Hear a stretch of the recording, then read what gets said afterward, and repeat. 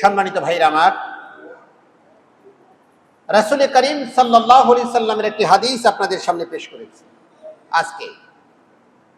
আল্লাহ রাসূল বলেছেন, মুসলিম শরীফের হাদিস, আন্নাসু মাআদিনুন কামাআদিনিদ যাহাবি ওয়াল ফিদ্দা। মুসলিম শরীফের হাদিস। আল্লাহ নবী বললেন, যুব সমাজ এবং মানুষ, এদের দৃষ্টান্ত দিলেন, উপমা দিলেন। এরা কেমন? এরা হচ্ছে সেরকম যেমন কোনো এলাকায় যদি গুপ্ত ধন থাকে, কোনো সম্পদের খনি থাকে, তাহলে সেটি লুকায়িত থাকে, হাইড করা থাকে। এটা জানা যায় না, বোঝা যায় না।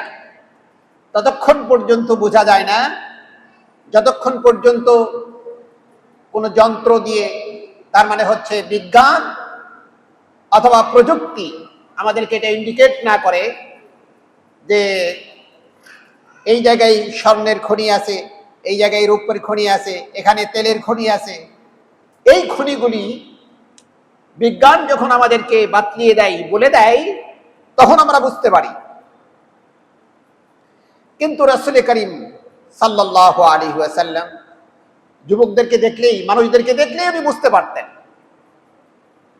যে এটি কোন খনি হতে পারে,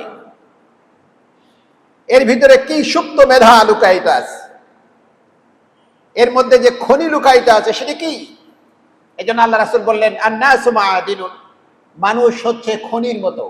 মানুষ হচ্ছে খনির ন্যায়। কিসের খনি? মানুষ কিসের খনির ন্যায়? মুসলিম শরীফের হাদিস। দৃষ্টান্ত দিলেন আল্লাহর নবী সাল্লাল্লাহু আলাইহি ওয়াসাল্লাম, বললেন মানুষ খনির ন্যায়। কিসের খনি মানুষ? আল্লাহর নবী তাও বলে দিলেন। আল্লাহর নবী বললেন, কামাআদিনিদ যাহাবি ওয়াল ফিদ্দা। এই মানুষগুলি হচ্ছে, যুব সমাজগুলি হচ্ছে এক একটা স্বর্ণের খনি নেই, এক একজন রৌপ্যের খনি নেই। সুবহানাল্লাহ। আমরা বুঝতে পারি না কোথায় রৌপ্যের খনি আছে, কোথায় স্বর্ণের খনি আছে। আমরা যখন বুঝতে পারি আমার এই দেশে, সোনার দেশ বাংলাদেশে একটা স্বর্ণের খনি আছে, এটা যখন আমরা বুঝতে পারবো, আমরা কতটা আনন্দিত, কতটা উদ্বেগিত হয়ে যাব যে আমাদের দেশে স্বর্ণের খনি, আমাদের দেশে রৌপ্যের খনি। আল্লাহ রাসূল বোঝার জন্য গুরুত্ব দিয়ে বললেন যে আপনার ঘরের মধ্যে একজন সন্তান আছে, সেই সন্তানটি হতে পারে স্বর্ণের খনির চেয়েও দামি, সেই সন্তানটা হতে পারে রৌপ্যের খনির চেয়েও দামি। স্বর্ণ রৌপ্যের খনির চেয়ে দামি কিভাবে হতে পারে? স্বর্ণ রৌপ্য তো আল্লাহ প্রদত্ত, আল্লাহ এগুলি দিয়েছেন, কিন্তু এগুলিকে আবিষ্কার করছে কারা?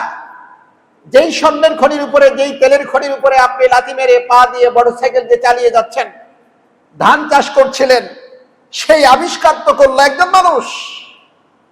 সুতরাং ওই মানের একজন মানুষ যদি আপনি তৈরি করতে পারেন, তাহলে এরকম হাজারো স্বর্ণের খনি, রৌপ্যের খনি আবিষ্কার করা এই মানুষগুলির দ্বারা সম্ভব। সুবহানাল্লাহ। আমি একটা উদাহরণ দেই, সময় যেহেতু কম। আমাদের দেশে সবাই আমরা শিক্ষিত মানেই জানি কলম্বাস ডিসকভার্ড আমেরিকা। আমরা সবাই জানি কলম্বাস নাকি ডিসকভার করছে, আবিষ্কার করছে এই আমেরিকা। আমরা জানি আমেরিকাকে আবিষ্কার করছে কলম্বাস। এই আবিষ্কার আমরা বাংলা বললেও ইংরেজিরা ঠিকই বোঝে। এই আবিষ্কার মানে সৃষ্টি নয়, এটা হলো সুপ্ত ছিল, লুকায়িত ছিল, এটাকে উন্মোচন করেছে, এটা হলো ডিসকভার। আর আরেকটা হলো ক্রিয়েট, যেটা সৃষ্টি করা। এই জন্য কলম্বাস ক্রিয়েট বলা হয় না, ডিসকভার বলা হয়েছে। এটা সৃষ্টিগতভাবে আল্লাহ প্রদত্ত রয়েছে, এটা সুপ্ত অবস্থায় ছিল, এটা লুকায়িত অবস্থায় ছিল, এটা হাইড অবস্থায় ছিল, সেটাকে আবিষ্কার করেছেন কলম্বাস। সুবহানাল্লাহ। এবারে লক্ষ্য করুন যে আমেরিকা সিম্পল স্বাভাবিক একটা অবস্থায় ছিল, একটা এলাকা ছিল, সেই এলাকাটা এখন স্বর্ণের মতো দাম হয়ে গেল, স্বর্ণের খনির চেয়েও বেশি দাম হয়ে গেল। এই আমেরিকা এত মূল্যবান এখন হয়ে গেল, গোটা বিশ্বের মানুষ আমেরিকার দিকে তাকিয়ে আছে।